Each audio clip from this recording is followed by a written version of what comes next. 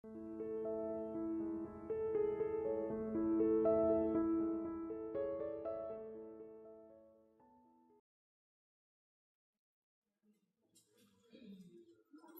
ya lo dije que es uno de los duelos más dramáticos y dolorosos.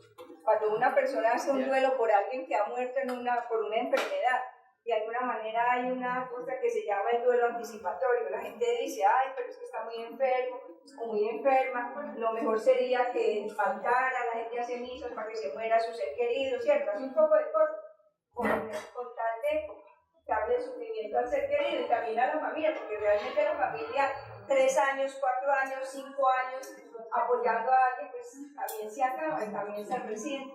Entonces es un duelo muy distinto. Y la mayoría de los autores dicen precisamente que esto es de lo más dramático. Sí. Oiga, yo no sé. Esta frase, que la voy a leer más bien de aquí, ¿por qué no quitamos esto? Ya. Pero para que no aparezca, dice, un papá que le dice a un niño, porque aquí una de las preguntas más frecuentes que me hacen las familias es, ¿y cómo le digo a mi niño? Y en realidad hay muchas familias que jamás le dicen a los hijos qué fue lo que pasó. Le dicen, no, se fue, no, fue que tuvo un accidente, no, fue que se rodó por la escala. Pero hay los casos que llegan al colegio y le dicen, ay, ¿verdad que su mamá se ahorcó? Entonces hay que ser muy cuidadosos, ¿cierto? Nunca lo tuve tan claro como cuando mi hijo de 3 años me preguntó por qué mi padre no vivía. Respiré hondo y le contesté algo así como, bueno, ya sabes que las personas pueden caer enfermas como cuando te resfrías o te duele el estómago. A la gente le puede doler el cuerpo, pero también la mente. Algunas veces esta puede ponerse muy malita. Mi papá se puso muy enfermo de la mente, se sintió tan solo y triste que ya no quiso vivir más. Cuando la gente se siente así durante mucho tiempo, a veces piensan en hacerse daño, incluso en matarse, y eso fue lo que hizo mi papá. ¿Y cuánto se demoró él en explicarle al hijo? No se demora nada. Y lo dijo de una manera bella, pero cuando empezamos con mentiras, no, fue que se cayó. ¿Y cómo se cayó? Le dice el niño a uno. Y se mordió la cabeza. ¿Y qué fue? Y entonces empieza la familia a enredarse entre una mentira y otra, y eso es muy tremendo. Entonces, de una vez voy a decirles, con respecto a esto, como estamos hablando del duelo general, que hablarle a un niño y llevarlo a los rituales funerarios es absolutamente necesario. Porque a veces las personas entonces le dicen a los vecinos, déjame el niño ahí mientras yo hago todo. Y los niños, poquito a poco, se les puede explicar. Lógicamente, que ¿qué edad hay para que un niño entienda qué es la muerte? ¿Qué edad creen ustedes? 6 años. ¿Sí? ¿Usted entiende qué es la muerte? ¿Usted entiende qué es la muerte? El fin de la vida, pues eso suena como un pedacito de poema y bonito. ¿Qué es la muerte? Es una transición, es un paso, ¿para qué? Para irnos de por aquí. Para irnos de ese mundo terrenal. Sí, bueno, pero podemos tener algunas respuestas, pero generalmente no tenemos unas respuestas claras. Entonces, así como nosotros, que somos unos adultos, no tenemos unas respuestas claras, los hijitos tampoco las tendrán, o los niños pequeños. Entonces, la mejor forma es irles enseñando que los seres humanos tenemos principio y fin, ¿y desde cuándo? Desde que nacemos. ¿Desde cuándo los niños pueden aprender eso? ¿Cuánta televisión ven los hijos de ustedes o los nietos de ustedes? ¿Cuántos crímenes ve un niño en un televisor? ¿Cuántos asesinatos ve en el año? O sea que él sí tiene por aquí una idea de la muerte, pero resulta que usted, mamá y papá, no se ha sentado con él a conversar de eso, sino que ha dejado que su niño tenga aquí una idea y usted no se ha preocupado por cómo es esa idea en ese niño, señor. Muy buenas noches, yo tengo una pregunta. Claro. Está bien, digamos, llevar al niño a estos eventos que se presentan con la muerte de alguien, pero si ese niño no quiere, un ejemplo, digamos, muy fehaciente, es mi sobrina, tenía 10 años cuando su papá murió, ella decidió no ir al entierro ni estar en una funeraria, entonces sí la mandamos para una abuelita aproximadamente 8 días, pero ella fue quien tomó esa decisión y fue al pasar del tiempo cuando decidió o cuando aceptó venir.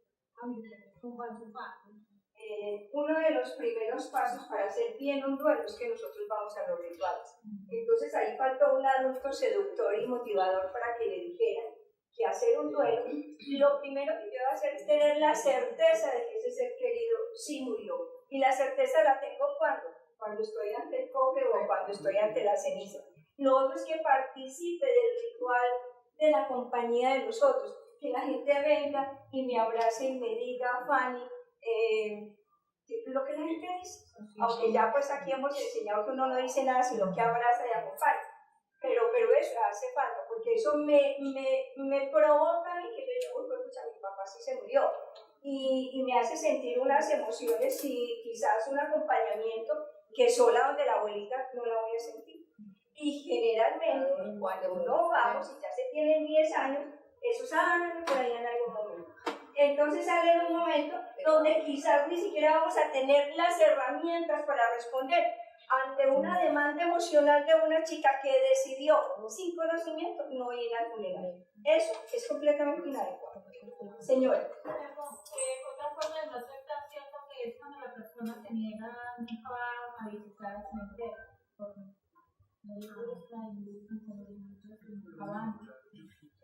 Bueno, hay personas que no van porque pues realmente a los 8 días que hay en el cementerio.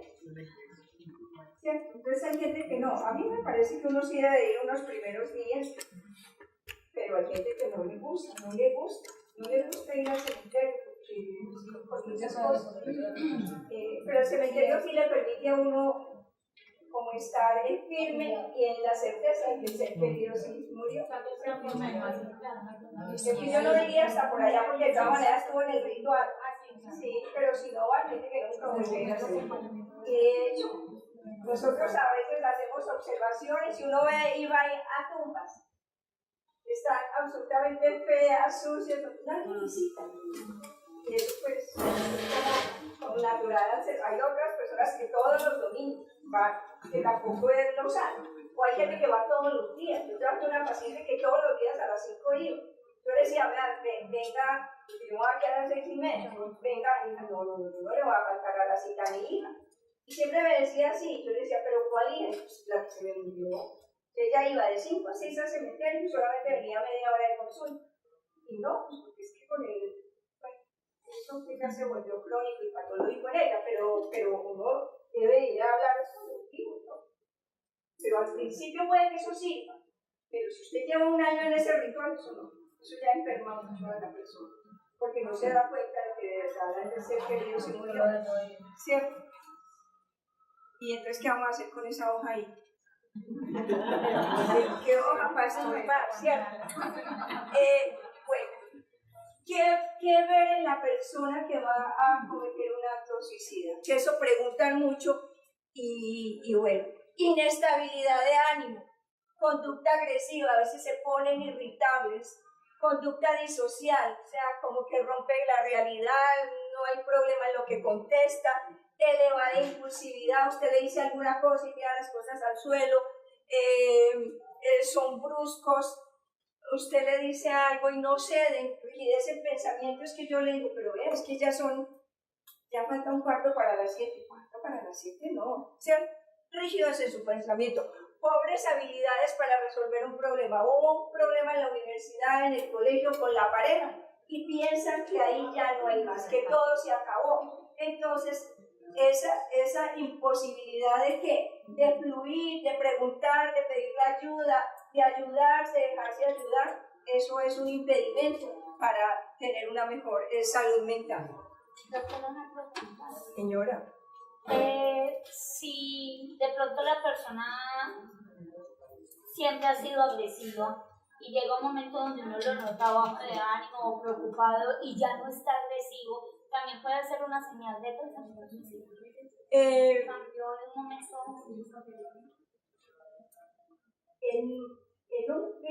En una gran cantidad de personas hay una cosa que se llama ideación suicida. ¿Qué es ideación suicida? Que yo estoy pensando en quitarme la vida y tener la fantasía y la voy madurando, eso me genera estrés. Estoy hablando, ¿cómo está?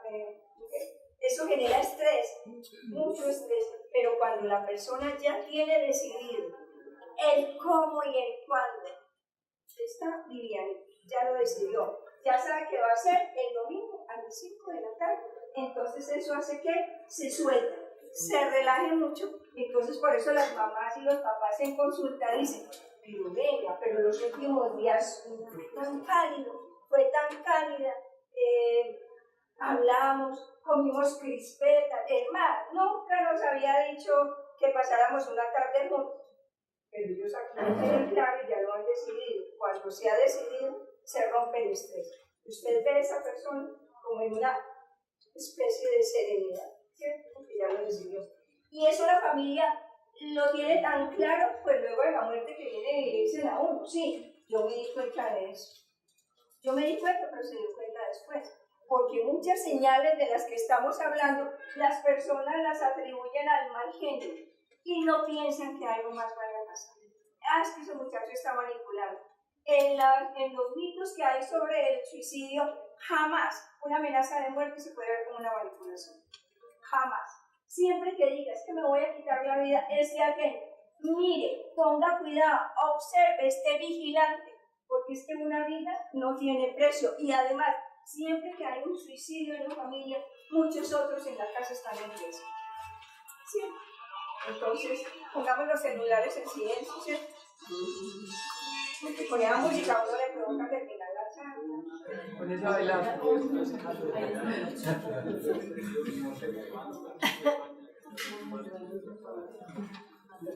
Una depresión severa, claro. Una depresión severa, que bañémonos. Una persona que fue limpia, organizada, buena conversadora, una depresión severa que no le provoca nada, ni comer, a veces nomás dormir, y eso que no duermen bien, con altibados, con trastornos de sueño, con trastornos alimenticios, con un pobre principio de realidad, con baja tolerancia a la frustración, todo eso junto. Y la familia a veces no, bueno, ustedes me dirán que es que este es el hijo, ya tiene 35 años y cómo lo llevo obligado. Pero es que si no se hacen cosas cuando hay un suicidio, ¿quién sufre? ¿Qué pasa con el suicidio? Yo me suicido y aquí está mi familia. Todo mi sufrimiento quedó ¿en qué? En la familia. Por eso es que la familia siempre está en riesgo emocional. No estoy diciendo de cometer un suicidio, pero queda su vida emocional muy debilitada. Y por eso las ayudas, y por eso las lecturas, y por eso tener la voluntad para tener otros aprendizajes es absolutamente importante. Bueno, ¿qué pasó? Estaba para ese que acá. Bueno, sabemos que es bajo nivel de tolerancia a la frustración. Vemos una persona muy angustiada, con ansiedad, con labilidad emocional. ¿Qué es la habilidad emocional? Por la mañana están contentos, por la tarde están cuadraditos, entre el llanto, la risa, entre tener un humor negro y de pronto estar llorando, entre que sí le gusta una cosa y no le gusta al rato. Todo eso es la habilidad emocional. Exigencias en cosas. Y entonces los papás se ponen, pero es que pidió una moto, pero ¿cómo se la voy a comprar? Y luego que si no la compraba, entonces atentaba contra su vida. O sea, todo eso es riesgoso. No es que le tengamos que comprar la moto, ¿cierto? Pero hay que analizar como todas esas cosas. Y yo les voy a decir algo muy clarito. Yo sé que en algunos estudios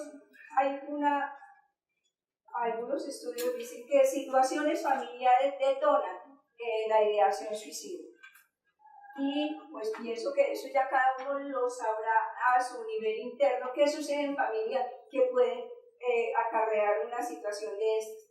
Pero yo también quiero hacer un llamado de atención. Las familias hoy no conversan, las familias hoy no se escuchan, las familias no se abrazan. ¿Y por qué no? Porque hay un aparato maravilloso que impide que la gente se acerque, mandando memes, cadenas de oración, mandando fotos, selfies, todo el día. Y de la persona que yo tengo aquí a mí no me importa es un aparato. Y los hijos se sienten solos, porque las familias son, tanto ellos como las familias son metidas en los aparatos. Y entonces las cartas de los suicidas son una cosa muy interesante, desde el punto de vista educativo y clínico, porque muchos chicos dicen, ya no tenía con quién hablar, ya no tenía quien me escuchara, Yo no era importante en mi casa. Nadie me ponía cuidado. Entonces pensemos, porque es que un hijo es un tesoro, ¿o no? Ustedes van a decir que sí, o algunos dirán que no. Yo particularmente pienso que un hijo es un tesoro. Y si yo lo veo como un tesoro, si yo tuviera aquí una joya, ¿la dejaría en cualquier parte? No. Entonces los hijos no los vemos como joyas, porque no nos importa dónde están. Porque no nos importa qué hora llegan, porque a veces no nos importa con quién están. Un día me dijo una señora acá, con un lío con la hija, y le dije yo, y bueno, ¿y su hija dónde sale? Y me dijo, no, que se va a fiesta el viernes y viene el domingo. A fiesta el viernes y viene el domingo. Pero díganme, ¿qué es eso? ¿A dónde hemos llegado? Entonces, claro, una mamá se despreocupa. Si se va la hija el viernes, ella también hace sus cosas, ¿no? O un papá también hace sus cosas. Esos son los hijos que estamos criando. No tenemos valores claros, no tenemos límites claros, no tenemos normas claras. Nos da miedo hablarle a los hijos, nos da miedo poner un horario. Y entonces dicen algunos autores, desde que a nosotros nos da miedo hablarle a los hijos, la cosa complica mucho, ¿cierto? Entonces yo quiero hacer un llamado de atención. Tengamos unos espacios para conversar, tengamos unos espacios para que el celular no esté en el comedor, tengamos unos espacios en la noche para hablar de qué pasó, cómo le fue a usted, cómo me fue a mí, cómo me fue a mí, cómo me sentí hoy. Yo llego a mi casa y mi hijo me dice, no le volví a contar muchas cosas porque es que trabajar duelos eso es muy templado. A veces llegaba y contaba, le dije, ya te voy a volver a contar, te voy a contar de lo que hago en la universidad, de duelo no te voy a contar. Y me dijo, pero más, si ese es tu trabajo, ¿cómo no me vas a contar? Y me pareció bonito lo que dijo. Así como él me cuenta cosas, pues yo también le cuento, pero poquito, ¿sí? No le cuento mucho, a que no se angustie. Pero sí hay que darse un ratico para el abrazo, darse un ratico para la conversa, darse un ratico para meterse en el otro. Para que después no tengamos que vivir estas angustias tan difíciles de que no dimos lo mejor, de que nuestro tiempo se fue en cosas banales y no en compartir con un marido, o con una hermana, o con un abuelo, qué sé yo. Si nosotros damos lo que tenemos que dar, quizás no tengamos que tener tantas cargas emocionales tan fuertes, ¿cierto? Y quizás, si aprendemos un poco más de esto, también nos damos cuenta de una cosa que quiero que se la lleven hoy de aquí. El suicidio es un acto personal, individual e íntimo. Yo no tengo responsabilidad en que otra persona cometa ese acto. Puede que yo haya hecho cosas como mamá, o como hijo, o como hermana, pero el otro fue el que tomó la decisión. Y eso es muy clarito para que nosotros vivamos un duelo en unas condiciones completamente distintas. Porque yo les voy a preguntar a ustedes, no me alcen la mano, solamente para que ustedes, sobre todo para nosotros los que ya somos viejos, hemos vivido cosas difíciles, los viejos. ¿Y cómo ha sido ese nivel de tolerancia a la frustración ante las dificultades? Quizás eso no se lo hemos enseñado a nuestros hijos. Que el nivel de tolerancia a la frustración nos permite pulirnos, esa palabra tan bella, ¿sabes? Ese verbo tan hermoso, pulirnos. ¿Sí o no? Ante las adversidades y las vicisitudes de la vida. ¿O no? ¿Cierto? Muy bien. Si no hablamos de eso, no importa, ¿cierto? Bueno. Hay algo aquí que sucede, incapacidad para entender la realidad, pobre principio de la realidad. Estoy diciendo de lo que le pasa a alguien cuando va a cometer suicidio. Fantasías, me siento muy grande, o la autoestima así de pequeñita, sentimientos de inferioridad, de incertidumbre, y haber realizado antes una tentativa de suicidio. Siempre, siempre, siempre, al que quiera leer, les invito a que lean a un autor que se llama Alejandro Rocamora, que tiene 14 mitos sobre el suicidio y dice, siempre, siempre, siempre que comienza la ideación, pongamos cuidado. Siempre, siempre que hay un primer intento, estemos alerta. Estemos alerta, o sea, no dejamos de vivir nuestra vida, pero sí estemos alerta. Si hay que llevar al psiquiatra, si hay que hacer el trabajo terapéutico. ¿Cómo le va? Viene para acá. Estar pendiente de que vayan las citas. Estar pendiente de la familia, de ir a las citas también, porque a veces dicen, el veces el enfermo que vaya a él, yo no estoy enferma, dice una mamá. Mamá, es que también nosotros tenemos que aprender. No, papá, también involúcrense en todo esto. Y inclusive los profesores. Hay gente que no quiere aprender de otras cosas. Y miren las estadísticas. Las estadísticas en Manizales son muy dolorosas, muy angustiantes. O sea, tenemos todos como comunidad una responsabilidad. No sé qué vamos a hacer.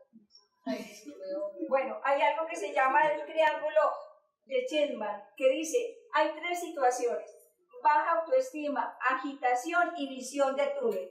Cuando alguien va a cometer un suicidio, la autoestima pequeñita, agitación, los vemos muy ansiosos, ¿qué pasaría? Y visión de túnel. ¿Y qué es eso de visión de túnel? Que yo no veo sino esa salida. ¿Se acuerdan como los caballitos que le ponen esto aquí? Sí, los de carrera. ¿Por qué? A ellos le ponen eso, porque saben que tienen que llegar allá a la meta, ¿cierto? No miran para acá ni miran para acá, miran para allá. Por eso se llama visión de túnel. Y precisamente esa situación de no querer ver más es lo que lo pone ya en el límite para hacer algo. Eso lo dice este autor. Pero hay otro autor que es Subiría, que dice: ¿qué lleva a alguien al suicidio? Dice, la fragilidad del ser humano, la soledad y la depresión. Fragilidad, soledad y depresión, dice Subiría. Entonces, si lo miramos con esto, pues no está lejos, ¿cierto? Una depresión genera a veces una situación extrema de emociones, de sentimientos, de actuaciones del ser humano frente a su vida misma, frente a los proyectos, frente a las ilusiones que tiene. Porque cuando se muere alguien, también hay que enterrar proyectos, también hay que enterrar ilusión. Porque uno como que hubiera querido con ese ser querido que se quitó la vida. Todos tenemos sueños con las familias con las que vivimos, con los seres que compartimos. Muy bien. ¿Qué es lo primero que se ve? Malestar. Surge después de la primera idea de suicidio. Luego la idea va tomando cuerpo. Y lo tercero es lo que les expliqué ahora. Tranquilidad y calma cuando ya se tomó la decisión. Entonces, cuando se toma la decisión, se baja el estrés y se vive lo último que haya que vivir en una situación distinta. Eso es muy complejo a nivel aquí de la mente de un ser humano. ¿Cierto? Porque uno lo puede escribir ahí y usted lo ve, eso es como fácil. No. Esa persona vive en una agitación la tremenda. Y por eso, una de las características para que nosotros estemos atentos en casa es: no he dormido bien. Así que ponerle cuidado. ¿Usted 20 días sin dormir? ¿Sí? ¿Usted 20 días sin comer bien? ¿O con náuseas? ¿O con ganas de vomitar? Son síntomas absolutamente fuertes y graves a los que hay que ponerles cuidado. Que no quiero ir al colegio, pero ¿por qué? ¿Qué le pasa? Yo quiero ir a la universidad, o alguien que ya quiere volver a trabajar.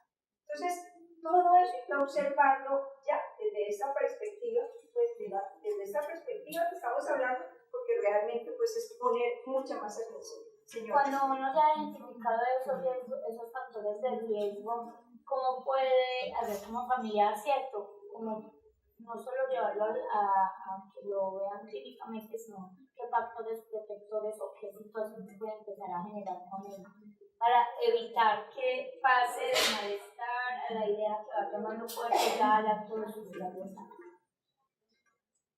Pues una grande es asistir a acompañar también al proceso, entender por las que está pasando una persona. Yo les digo, una persona con depresión sufre mucho. La gente dice, no, es que es muy manipulador, y con eso nos quedamos para estar nosotros tranquilos. Pero resulta que el otro está sufriendo. Entonces, pues acompañar, estar ahí pendiente, decir que estamos de manera incondicional acompañar, ¿sí? Y hay otras cosas. Yo sé que no podemos inyectar el sentido de la vida y el amor por la vida, pero podemos hacer muchas cosas para que estos chicos, o el marido, o la esposa, o bueno, la persona que esté en esas circunstancias, hacer lo que tengamos que hacer. Eso no quiere decir que si fracasamos, seamos los culpables. Porque decía de una manera muy bella un libro que es además cortico, pero es muy doloroso, que es el libro de Piedad Bonet, la periodista del diario El Espectador de los domingos, que decía, un hijo se suicidó hace 4 años y se llama Lo que no tiene nombre. Entonces ella dice, el amor no salva de la muerte. El amor no salva de la muerte. Mira, el amor es ganador, el amor es sanador, ¿no? Con amor y todo, la desesperación de un ser humano que está sufriendo aquí internamente, pues lo lleva a cometer un suicidio. Pero qué bueno haber amado bien, pero qué bueno haber dado bien lo que nosotros tenemos que dar como familia. Eso es uno de las fuerzas que tiene, de la fuerza que tiene un duelo, poderlo transitar como debe ser. Bueno. De los mitos. Voy a pasar rapidito por los mitos, ¿cierto? La gente dice, quien amenaza no lo va a hacer, es un mito. O sea, hay que poner cuidado. La familia es contenedora. No, y lo acabo de decir, ni es contenedora ni el amor es salvador. De lo mejor como familia, pero que usted diga, yo le di todo y esto pasó, pues, pero que diga, le di todo y mire cómo me pagó, que esas son de las frases que uno escucha. Si mi hijo me hubiera amado, no se hubiera suicidado. Se ve que mi marido me quería poquito, era el sufrimiento que me dejó. Y no nos ponemos en los zapatos del otro, de una manera compasiva y respetuosa, para darnos cuenta que quien decide hacer eso está en un sufrimiento absoluto. Entonces, bueno, la persona histérica no se suicida. Eso tampoco es cierto. Se puede suicidar, lo puede hacer, así tenga muchas maneras. El histérico grita, bueno, pero se puede desahogar, pero no quiere decir que no lo vaya a hacer. Hablar de suicidio con alguien es que ella ha tenido 2 intentos y entonces dice la gente, pero hablar de suicidio aquí en el comedor de la casa, no, eso es traer la sala a la casa. No, hay que poner el tema de una manera respetuosa y educada, ¿cierto? Con alguien. ¿Qué tal que esa sea la puerta de salvación? Porque es que a veces necesitamos que desahogar nuestros miedos, desahogar la ansiedad, desahogar el temor que da a veces vivir. Temor que da vivir. Seguramente yo le pregunto a usted, ¿ustedes tienen temor de estar aquí? Van a decir que no. Temor de levantarse mañana a trabajar, van a decir que no. Temor de tener un encuentro esta noche con su pareja, van a decir que no. Pero una persona que está sufriendo sí tiene temor de vivir. O sea, está en unas condiciones emocionales completamente distintas a las otras. Y a veces entonces, voy a explicarlo así como en términos bien fáciles de explicar. El que se va a suicidar está como en FM y usted está en AM, están en frecuencias distintas. Por eso no hay un punto de encuentro. Pero cuando los papás, cuando las parejas, cuando la familia empieza a aprender sobre lo que está sucediendo en la cabeza del otro, cuando se pone a conversar de lo que le sucede y no hace como que aquí no ha pasado nada, la situación sí se pone distinta, porque usted le está permitiendo al otro a que hable de todos esos fantasmas que tiene dentro. Pero en la mayoría de las familias esas conversaciones no se dan. Porque entonces las familias, ¿qué es lo que dicen? Nos da mucho miedo tocar el tema. No, yo no soy capaz. Señora. Bueno, cuando un... Bueno, listo, ¿qué? Buenas noches. Lo que pasa es que cuando una persona ya está diagnosticada de pronto con una depresión, pues a mí hace 2 meses más o menos que me sucedió un familiar, tenía trastorno depresivo, trastorno de ansiedad, insomnio y trastorno bipolar. Pues se luchó mucho, independientemente pues la persona ya estaba, es racional de que estaba sufriendo esas patologías y ella no se quiso medicar en ningún momento y pues es como imposible uno obligar. Entonces ahí... ¿Era un adulto? No, de 28 años. Entonces ahí uno se le, o sea, hay casos que se le sale uno totalmente claro, estoy diciendo casos. Nosotros, la familia no es responsable. Por eso les digo, den lo mejor, aprendan de la situación. Hoy yo digo, si usted quiere saber de depresión, se mete a páginas de universidad, no a Wikipedia, pues por amigas, cualquier boba, sino a unas buenas páginas se aprende. Hay que aprender de eso. Entonces, pero también lo mejor, si el otro ya no es capaz, es que eso se vuelve muy difícil. Yo no sé si ustedes alguno ha tenido, digamos, un trastorno de ansiedad. Eso es horrible, eso es horrible, eso es espantoso. O un ataque de pánico. Complicado, señor. Todo eso me dio. Ataque de pánico, ansiedad, no podía dormir, no me quería parar de la cama, no me quería bañar. Entonces era como con miedo de todo. Claro, hasta de salir a coger un bus, claro, pues salir a coger un bus de lo tremendo que hay, para eso necesita valentía. Sí, cuando uno está así se necesita valentía. Lo que es simple para cualquier ser humano, para alguien que está en esas condiciones, no es lo simple. Y usted ha dicho una cosa muy tremenda. Entonces los otros dicen, pero aquellos que le está dando miedo ir montar en un bus, ¡qué bobada! Entonces le minimizamos, nos burlamos, señalamos, juzgamos y respetamos el dolor del otro. Por eso yo dije ahora, cuando anduve como 5 pasos hasta acá, hay que ser compasivos con el sufrimiento del otro, respetuosos con el sufrimiento del otro, con el dolor del otro, entender la enfermedad. Porque, claro, nos ha tocado así casi a las malas entender eso, porque hemos sido una sociedad que sabe que es la diabetes, que alguien tiene un problema de colon, que le dio acné, que eso. Y nunca pensamos que esto aquí pasaran tantas cosas. Y por eso es que sabemos tan poquito de la salud mental. Porque cuando usted va y está así, a usted la ven así bonita, maquillada ahí en la clínica psiquiátrica, el psiquiatra pasa, no le pasa nada, ¿cierto? Y usted está aquí en una cosa horrible por dentro. Entonces tenemos una ignorancia grande con respecto a todo lo que sucede en este pipí. Y es así, la familia parece esa cama, pero esta se mojó, pero se va a morir por eso, pero tal cosa. Entonces es como peor. Claro. Ay, es como... Claro, porque entonces usted ya, lo que estoy diciendo, usted ya con quién va a confiar. Si su familia que es la cercana no le escucha, usted se va a encerrar más en usted y no va a tener en quién confiar. Entonces, como no tiene en quién confiar, que condenado a la soledad y al silencio. Y condenarse a la soledad y al silencio va a hacer que agudice toda su situación. Lo que no se puede hacer. Sí, entonces estoy medicada. Sí. Y bien. Bien. Qué bueno. Tengo una pregunta. Sí, señora. Digamos a las personas que tienen este tipo de trastornos o a aquellas personas que han tenido ideas suicidas, ¿es pertinente invitarlas a estos grupos de apoyo, a este tipo de conferencias o a grupos que existen, digamos, grupos de red de suicidio? ¿Es positivo para ellos que uno asista con ellos a estos eventos? Pues de la vida. A mí me encantaría que aquí en Manizales, con todo lo que ha pasado en los últimos 5 años, tuviéramos una red de apoyo donde se hable del sentido de la vida.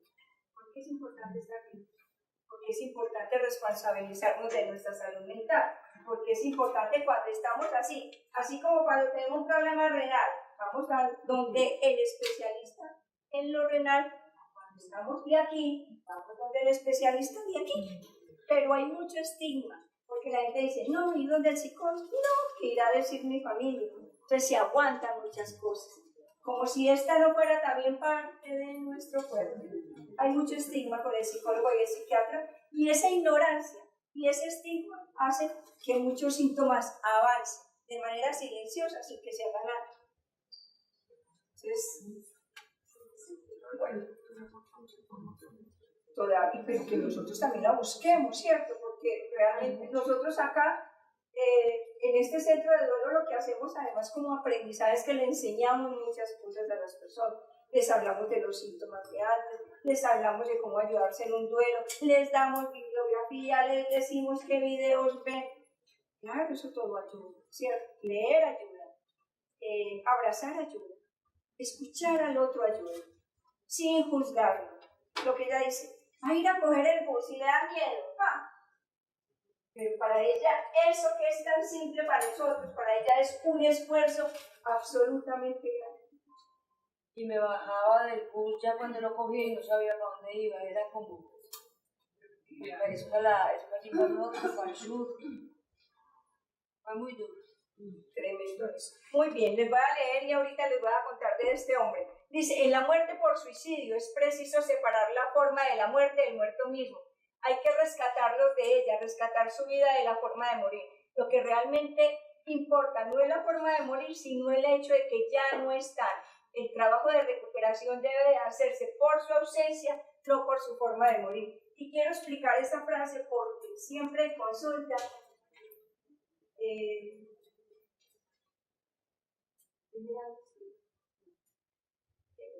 pues a veces uno aquí ve, discúlpenme, pues muchas personas, pero no vean particularmente. Entonces, vino una señora y se suicidó una persona muy cercana a esto. Entonces, yo vengo y le pregunto a usted cómo está.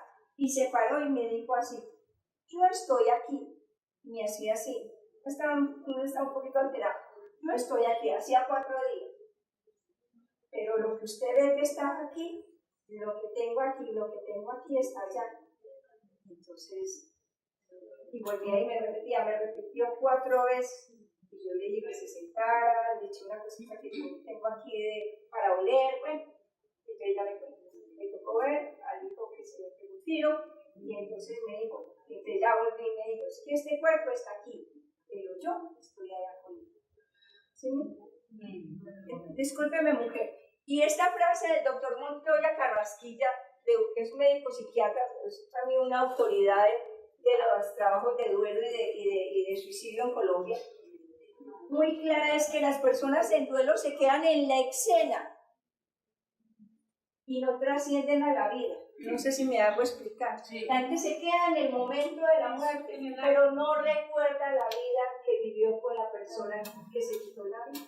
Entonces, el primer trabajo de duelo es sacar la persona de ahí y decir, ¿y qué vivieron?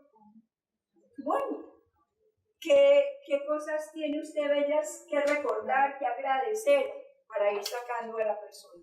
Para que no se quede ahí, porque se puede quedar mucho tiempo acá. Ustedes le dicen a uno, es que lo tengo aquí. Sacarla de esa imagen. Es indudablemente que es una cosa absolutamente dramática para cualquier persona.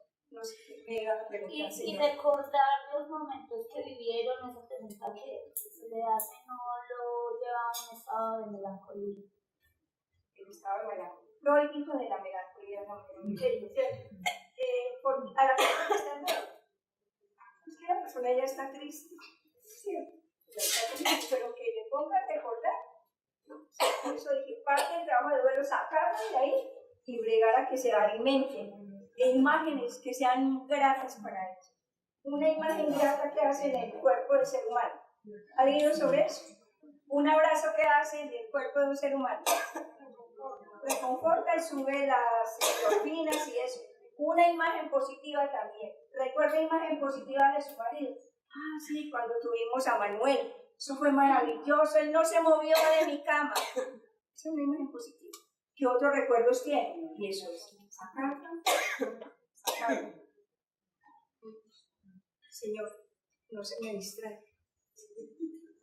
Entonces, hablemos de las tareas de duelo. Aquí ya me voy a cambiar de autor. Warden dice, primera tarea de duelo, aceptar la realidad de la pérdida, trabajar las emociones, aprender a vivir sin la persona fallecida y centrarse en la vida que se vivía con el pasado.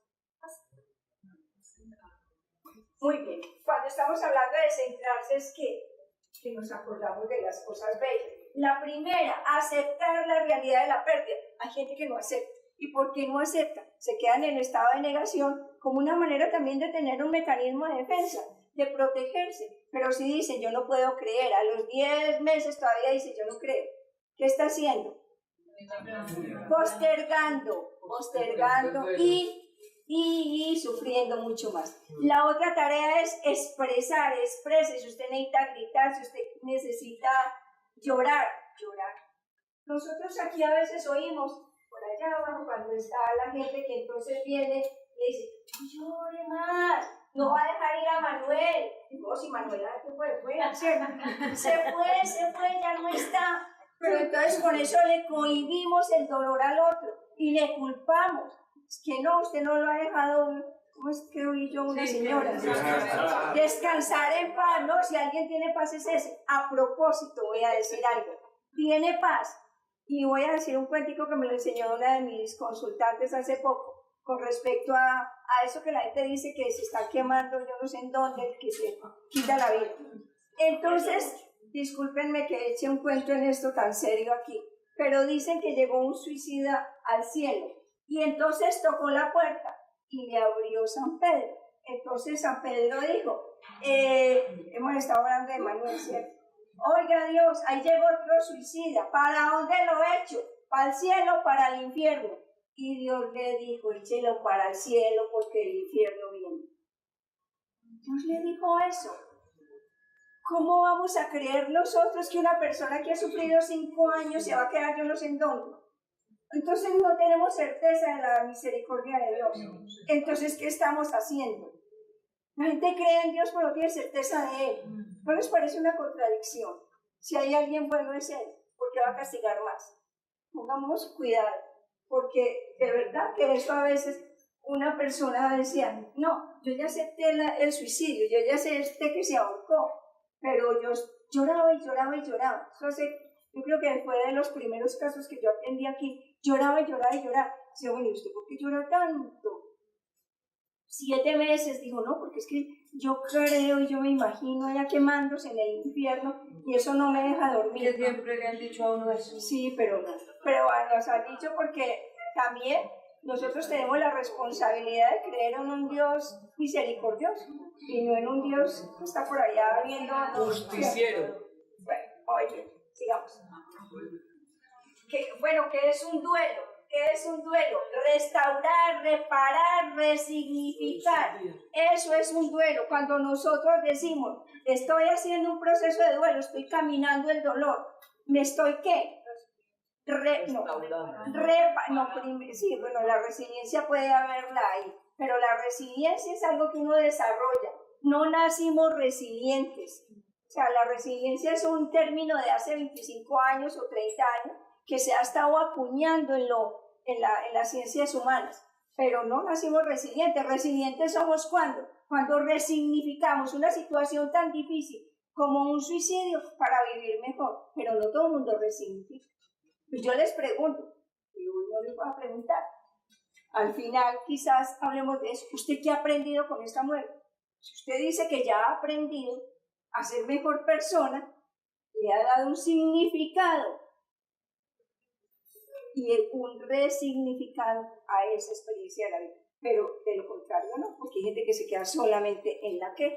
Entonces, hacer un duelo es restaurar. Una vez en un taller aquí de duelo con niños, que lo cuento mucho porque me pareció que es la respuesta más sabia que yo he oído. Dije yo, bueno, ¿quién sabe qué es duelo? Y una niña alzó la mano y dijo, cuando a uno se le ha rompido el corazón. Y tenía la razón, porque ¿cómo está uno en duelo?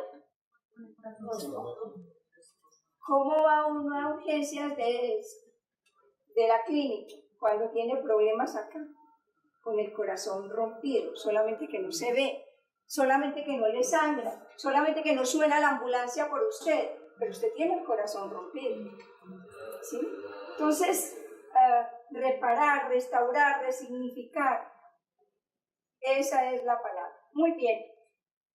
Los sentimientos que hacemos acá, que trabajamos en la pérdida y nos pasamos a la restauración. Y Montoya, ahorita les voy a hablar de él, habla de que al principio hay shock, hay una sensación de entumecimiento, como que me quedo frenada, de incredulidad, de anhelo y búsqueda de la presencia del fallecido, de angustia y de estrés físico y emocional. Bueno, muy bien. Shock, sí, cierto, al principio nosotros como que no creemos que es lo que está pasando. Que nos da miedo, sentimos miedo. Que nos da angustia, sentimos angustia. ¿Cierto? Y una persona, estos dos, Acero y Pérez, son del grupo de suicidología latinoamericana. Y ellos hablan de lo siguiente. ¿Cuáles son las emociones en el duelo? Ira, culpa, alivio, desesperanza, miedo y depresión. ¿Cuál de esas es más fuerte en un proceso de duelo? Ira, culpa, desesperanza, depresión, miedo, depresión, pero no depresión como enfermedad, todavía no, pues porque puede que el duelo lo pase bien, pero ¿cuál de esas es más dura? La culpa. Entonces hablemos de la culpa, ¿les parece? ¿Por qué la culpa es tan dura? Porque hay remordimientos y ya uno piensa lo que no pudo, no puedo hacer, y no lo hice, o cómo le habló, y no pidió disculpas. Lo que hice, no lo que hice, y lo que no hice. Lo que hice y lo que no hice. Porque sí, porque no hemos dado, porque no reflexionamos, porque no sabemos que es una decisión personal. Porque no sabemos que es una decisión personal, individual y que les dije ahora, e íntima. O sea, yo lo decido. No es mi mamá, ni mi papá, ni. ¿Por qué más es dura la culpa? ¿Qué opinan? Porque me hago responsable de eso. Sin ser yo la responsable. Pues también porque luego los síntomas, también no hago nada porque es que yo he escuchado mucho que alguien dice que se va a suicidar, eso no le ponga cuidado que se va a suicidar no lo dice. Entonces esto de poesía sino que no le ponemos cuidado tampoco. Eso, ahorita hablamos de qué precede un suicidio, ¿cierto? Cosas de eso. Que lo ponen, que ponen en los estados de sus redes sociales, que empiezan a vestirse desaliñados, que empiezan a hacer contestones, que empiezan a decir, dentro de poquito van a descansar de mí y ya van a poder vivir muy bueno. Y usted dice, ¿ves? Muchas señales sí hay. Esperemos que se reciban el café para seguir. ¿Qué pasó? Va a tratar de quitar esa.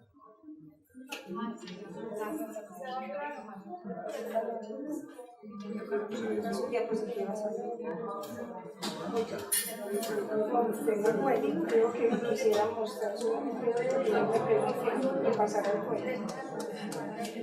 Eso solamente ya recibieron, estoy esperando que le den el cafecito para seguir. ¿Sí?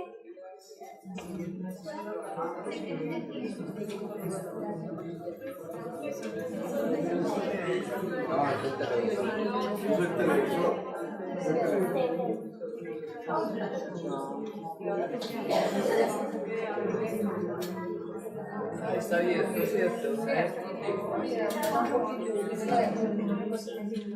Hay mucho ruido abajo.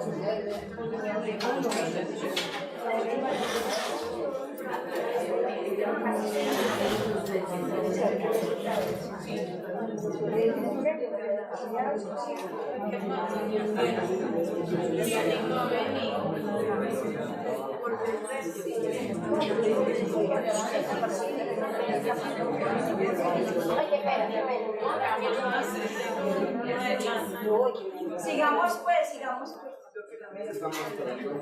Que se enfríe, ¿ok? Que llegue el pan. Sigamos. Señora. No, nos hacen comparendo. En vista de que la actualidad, Muchachos, allá atrás. Allá atrás. Ya empezamos. Como en la universidad. Si no quiere gritar. Apaguen los celulares. en vista de que en la actualidad es preocupante la cifra de las personas que se están suicidando, sería importante hacer una campaña, así como se hacen campañas de prevención contra la drogadicción, sería importante hacer una campaña en el tema del valor de la vida, lo que de pronto decías ahora, sería bueno implementarlo. Que hay campañas en las universidades se han hecho, quizás no sea tan visible, es que como le digo, hace mucho tiempo, lo recuerdo porque se lo aprendí a un psiquiatra, pero no me acuerdo el artículo. Hay un artículo que dice que una norma que cuando se suicida alguien no debe de salir en las noticias. ¿Por qué? Porque hay una cosa que se llama el efecto dominó y porque si usted lo hace y saca la foto, pues otro dice, mire, bueno, ¿cierto? Eso es tan fácil que... Y eso es tremendo. Lo otro es que hablar mucho del suicidio puede generar, uno que va a saber qué pasa por la cabeza de los demás. Bueno, quizás lo bonito sería trabajar más en el sentido de la vida, ¿cierto? El valor. Y el sentido y el valor y el significado de la vida. Pero los colegios, en muchos colegios se hace, en muchas universidades, la alcaldía de hecho, algunas jornadas de salud mental, porque pues esto tiene que ver con la salud mental y emocional de los individuos. Además, pues fíjense ustedes el rango de suicidio fuerte de los 12 a los 24 años es un rango, digamos, de los chiquitos, ¿cierto? O ideación suicida de niños de los 5 o 6 años. Eso es una forma muy complicada y eso lo ponía uno a pensar muchísimo. En el diario El Espectador, hace 15 días, decía: ¿dónde está la salud mental de Colombia? Colombia es un país que, aunque se hacen cosas, estamos muy pobres en eso. Porque la salud toda es precaria en Colombia. No me digan pues que hay no voy a hablar de ninguno, pero que hay un sitio de salud donde usted va y lo atiendan con respeto. No, y menos entonces en lo mental, porque usted no va herida, usted no va cojeando.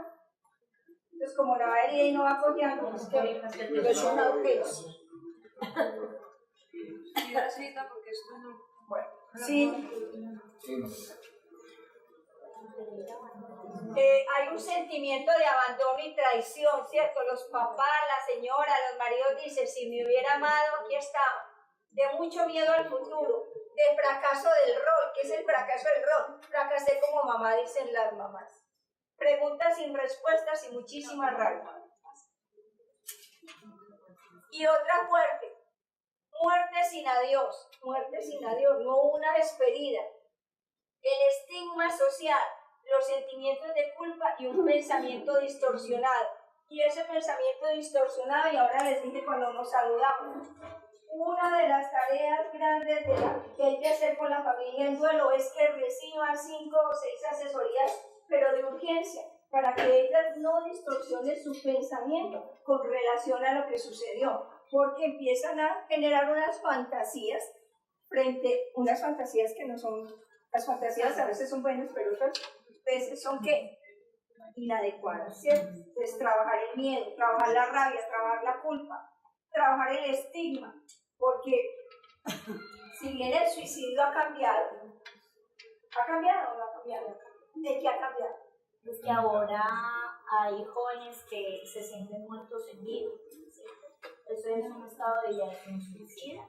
Y en la divulgación de los redes, donde yo puedo arrastrar algunas comunidades suicidas en internet, donde ellos se buscan y entre todos. Entonces también la difusión y el desconocimiento.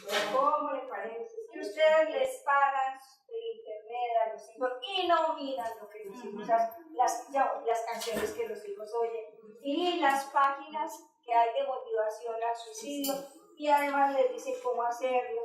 El año pasado, sí, los juegos y los retos, pero había una muñequita muy bonita diciendo cómo se amarraba bien, dónde se lo debía amarrar, una cosa horrorosa, ¿cierto? Y entonces los papás no se dan cuenta de todo eso. Eso por un lado. Y por otro lado está, pues, mi papá me decía, y yo le digo a mi hija, ¿hasta qué horas se mete en la red? Y dice, no. Ella no, porque yo paso pues al baño y no, la luz prendía, pero ella está estudiando.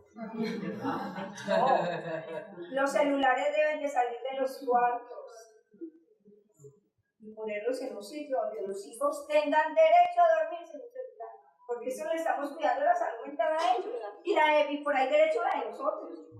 Pero no, la gente es toda la noche con el celular, no señor. A las 9 de la noche, aquí no hay más celular, eso se llama higiene mental, la gente no la tiene. Entonces tenemos ejemplo nosotros también, con el marido, con la hermana, con la mamá, con el abuelo, qué sé yo, ¿cierto? Eso hay que hacer. Señora.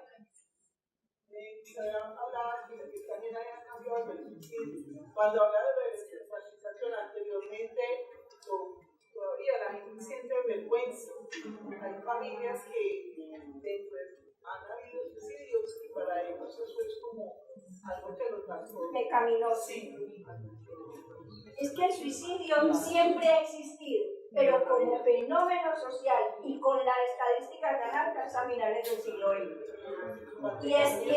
Y para que lo miren, ¿cierto? Hay un hombre maravilloso que se llama de apellido Durkheim, que fue el que primero hizo el tratado sobre el suicidio, que es un libro así Gordo, sí, de Gordo, que es así, Durkheim, Emilio Durkheim. Y después de él ha habido, hoy en día uno puede encontrar cantidad de libros muy, muy buenos. Yo hoy les he citado autores, Jorge Montoya, Worder, Pablo Daniel Lacero, bueno, muchos autores que están trabajando suicidio. Pero como fenómeno social, siglo XX. ¿Y qué pasa a final del siglo XX? Cambios económicos, cambios en la venida de los hijos, cambio en el papel y en el rol de un papá y una mamá en casa. La tecnología. ¿Cierto? La tecnología, pues eso estoy La tecnología aquí, es mejor dicho. ¿cierto? Pero todo eso, es que la tecnología con los hijos, la responsabilidad es de nosotros los papás, ¿cierto? Que no ponemos límites y no ponemos horarios. Entonces no solamente la tecnología, porque la tecnología tiene cosas muy ricas, pero si nosotros nos volvemos esclavos de la tecnología, pues ahí no la estamos usando bien, ¿cierto? Entonces,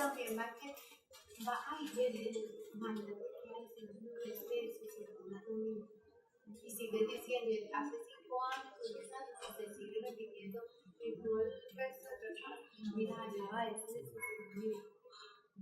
el estigma social que hay, pero yo pienso que eso ha ido cambiando muchísimo. El estigma ha ido cambiando porque realmente hoy se ha vuelto algo de semanal, ¿cierto? Antes era cuando alguien en el barrio se suicidaba, la gente dice, se suicidó, ¿qué pasaría? ¿Cierto? Ahí es donde entraría el valor de la vida y la espiritualidad. Sí, señora. Doctora, es que yo tengo una pregunta. Lo que pasa fue que un ahijado mío, ellos les fascina montar en bicicleta porque es un grupo de niños. Ese es otro problema. Y se tiró por allá por una loma. Creo que ellos se tiran y esas bicicletas no tienen freno. Entonces se encontró con una moto y él voló lejos. No, pues imagínense, hasta yo estoy todavía afectada con esa muerte. Y entonces en el Facebook los amiguitos ponían, tranquilo hermano, que pronto nos vemos. Y yo decía, Dios mío, esto se va a volver algo como una crisis de todos los muchachos que no le ven problema. Él se fue y con el dolor que estábamos sintiendo todos. Y no, y también otro se mató y ahí seguirá y ahí no te hace. Las redes sociales. Eso es muy traumático. ¿Qué tal pensar que a los que más nos duele la muerte es a los adultos y a los muchachos no ven como un juego? Algunos, ¿cierto? Sí. Eso es muy doloroso, pero le digo que qué tal es en una pregunta, no lo estoy afirmando, ¿cierto? Porque es que poner en competencia la vida de cuál se mata primero, eso ya está implicando una situación emocional. Aquí habría que ahondar en eso a ver qué está pasando, ¿cierto?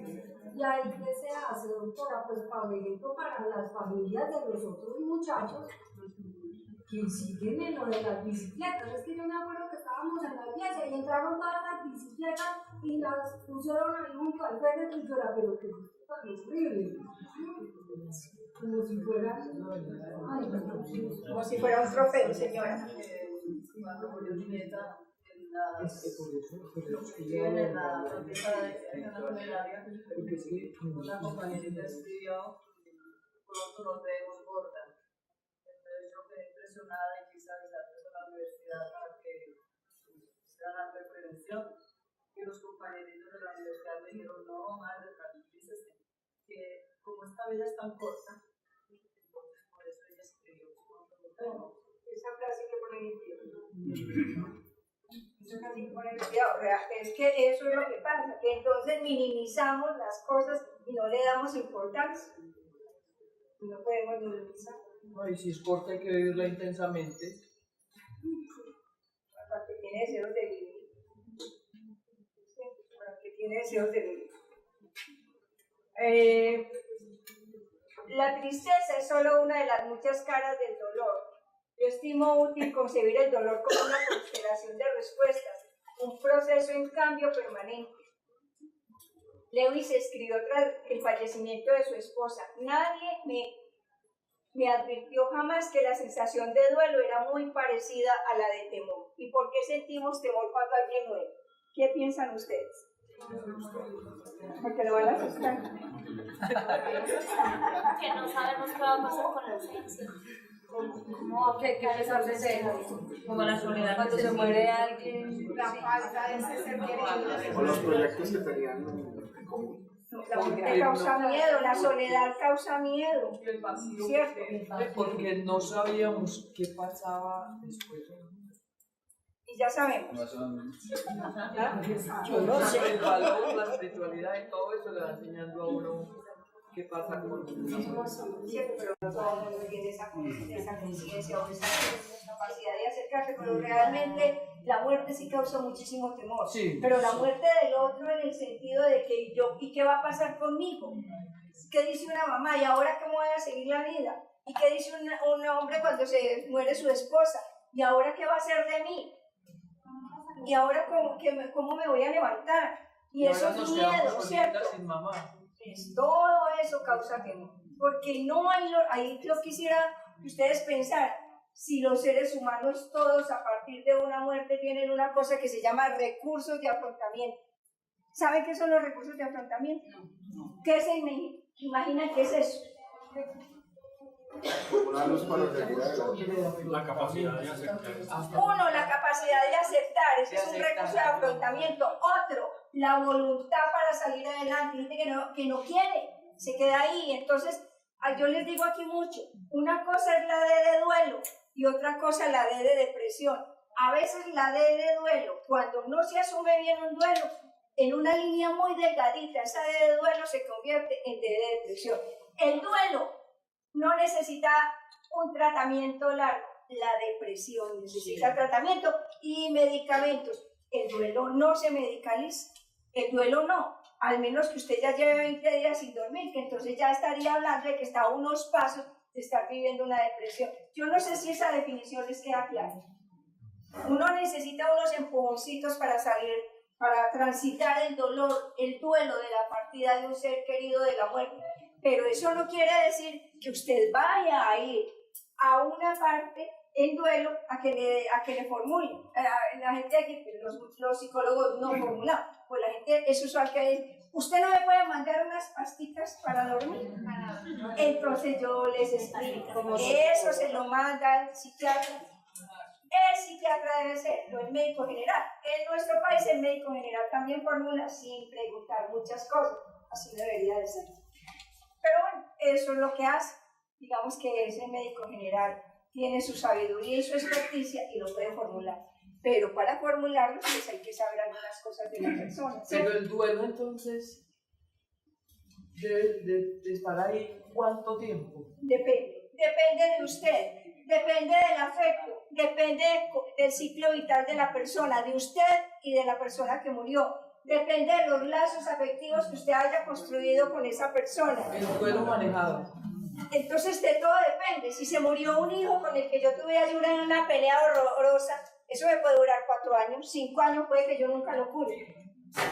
De acuerdo a la capacidad de aceptación. Pero entonces está muchas cosas. No es lo mismo que se muera don Nepomuceno a los 104 años, ¿cierto? Uno dice, don Nepomuceno se murió a los 104 años.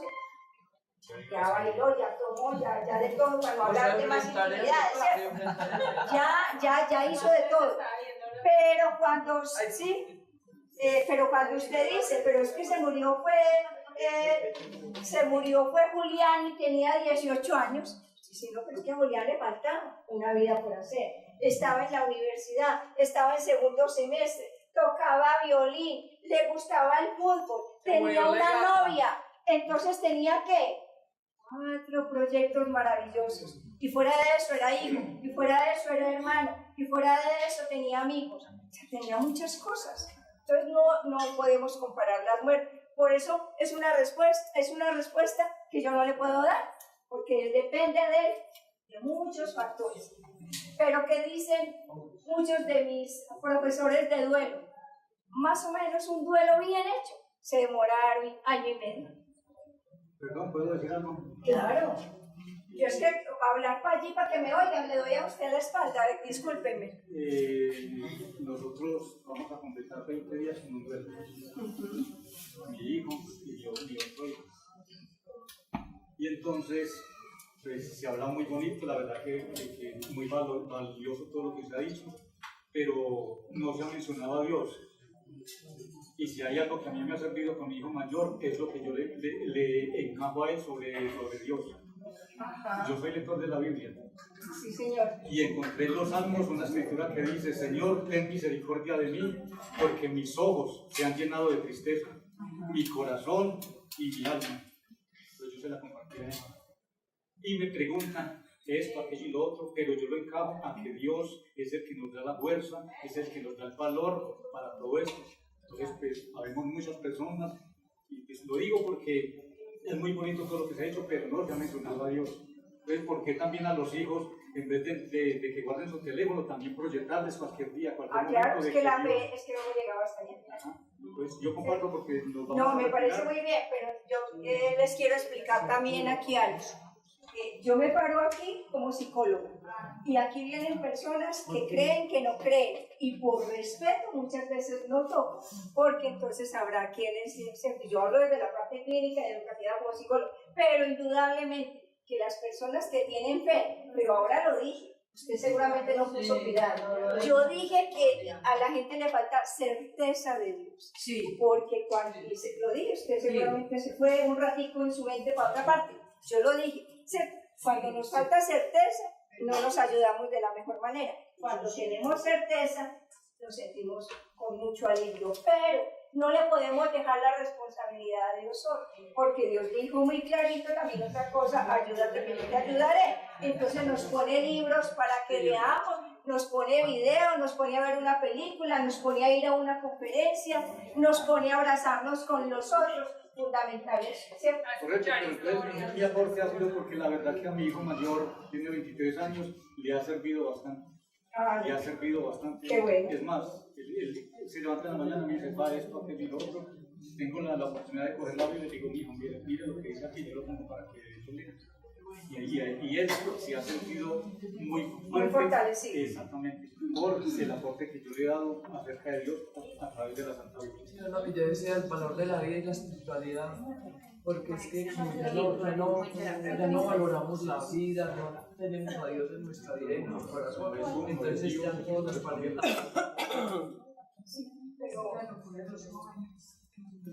Yo creo que ahí hay muchas cosas que hacer como familia, porque como familia muchas cosas no se volvieron a hacer.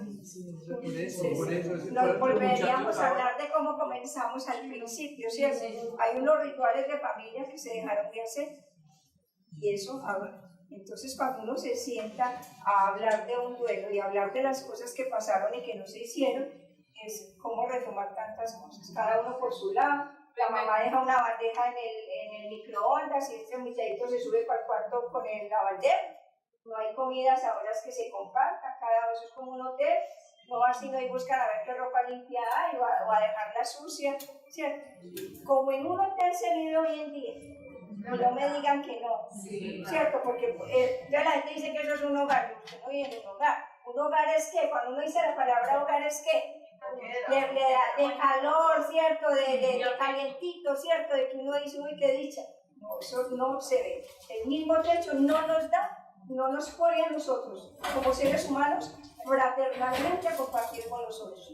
El que vivamos bajo el mismo techo. Nos pone es cuando tenemos una actitud de entrega con el otro y también de autocuidado a nivel individual, ¿cierto? Entonces, hay muchas cosas que hacer, y de eso, particularmente, que he hablado ahora, es que tenemos que aprender, porque les invito a que aprendan, porque eso también es una cosa muy individual y muy particular. Entonces, pasemos a las ayudas. ¿Cómo ayudarse? ¿Cierto? ¿Cómo ayudarse? Una, tener una buena red de apoyo. ¿Cómo ayudarse en un duelo? Tener una buena red de apoyo, tener personas con quien hablar, tener personas con quien expresar. Las lecturas son fundamentales, el ejercicio es fundamental, tomar agua. Hay gente que nunca se toma un vaso de agua. Cuando estamos muy ansiosos, cuando estamos muy nerviosos, tomarse su vasito de agua, ¿cierto? Lo que dice el Señor, la oración. si usted lo hace bien, ¿cierto? Sin reclamos, porque hay oraciones que son con reclamos, hay oraciones que no son sino para pedir. Yo en esas oraciones no creo. La oración es agradecer, inclusive a veces, las cosas que no nos gustan, ¿cierto? Entonces, todo eso ayuda. Fundamental la red de apoyo. Porque es que con la red de apoyo, yo puedo, ¿qué es una red de apoyo? Un grupo de personas con las que yo me siento en confianza para hablar de lo que a mí me sucedió. No siempre tenemos esa confianza. Entonces, pues realmente, primero eso. Las lecturas fundamentales. Ahorita les voy a decir si quieren copiar. Paulo Daniel Acero, para que lo busquen en internet, videos. Paulo Daniel Acero. ¿Cuál es? ¿Ah? ¿Cómo? No. Paulo Daniel Acero. Jorge Montoya Carrasquilla. Perdón. Jorge Montoya Carrasquilla, médico psiquiatra. Es que hoy no me bajaron el tablero, entonces yo siempre lo pongo aquí para que le tome la foto. Jorge Bucay, médico psiquiatra. Jorge Bucay, Bucay con B larga y griega. Jorge Bucay. Isa Fonnegra, psicóloga colombiana, la primera psicóloga que habló de duelo en Colombia. Isa sin H, I-S-A. Fonnegra, 2 N's, Fonnegra.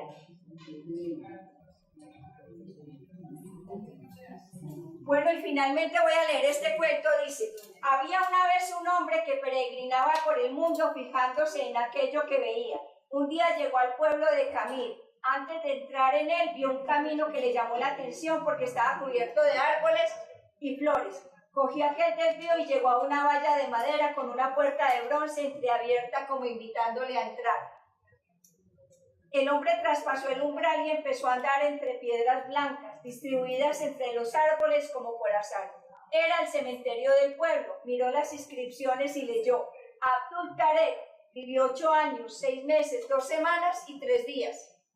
El hombre sintió pena por el niño muerto tan joven y con curiosidad fue leyendo las otras lápidas a su alrededor. Con sorpresa se dio cuenta que la persona que había vivido más tiempo solo había vivido 11 años. Terriblemente abatido se sentó fuera del cementerio a pensar la causa de las muertes tempranas de tantos niños.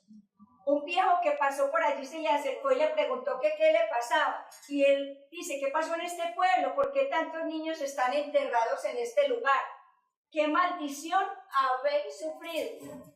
No existe tal maldición, buen hombre, serénese. Lo que pasa es que en nuestra comunidad, cuando un joven cumple 15 años, se le regala una libreta como la que yo llevo colgada, y a partir de esa edad, pongan cuidado, cada vez que uno goza intensamente, vive un momento especial o intenso, siente amor, paz o felicidad, anota en el cuaderno qué siente y cuánto tiempo dura. Así lo vamos haciendo todos, y cuando morimos se suma el tiempo vivido con plenitud de sentido y conciencia por esa persona y se anota en su lápida: este es, amigo mío, el único y verdadero tiempo vivido. Fíjense lo último que dice acá: si uno goza intensamente, vive un momento especial o intenso, siente amor, paz o felicidad, anota en el cuaderno esos momentos. Y eso es lo que nos dice a nosotros qué tanto hemos vivido, sí o no. Esa es la tarea para ustedes a su casa. Piensen qué tanto han vivido, cómo han vivido con plenitud, han enseñado plenitud, han sido mejores seres humanos, no eran niños, podían ser, eran mayores, pero apenas habían vivido 21 años. ¿De quién depende vivir con plenitud?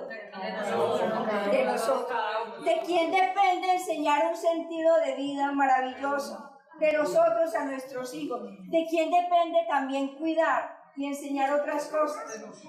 De nosotros y de otros también. Esa no es responsabilidad solamente nuestra, pero podemos llegar a casa con una forma distinta de pensar, con hacerle giros a nuestros pensamientos, con dejar de... Es que si yo me levanto con pensamientos negativos, mis palabras serán negativas y mis acciones lo mismo. Si yo hago cosas por tener pensamientos positivos, la vida es un poco distinta, ¿no?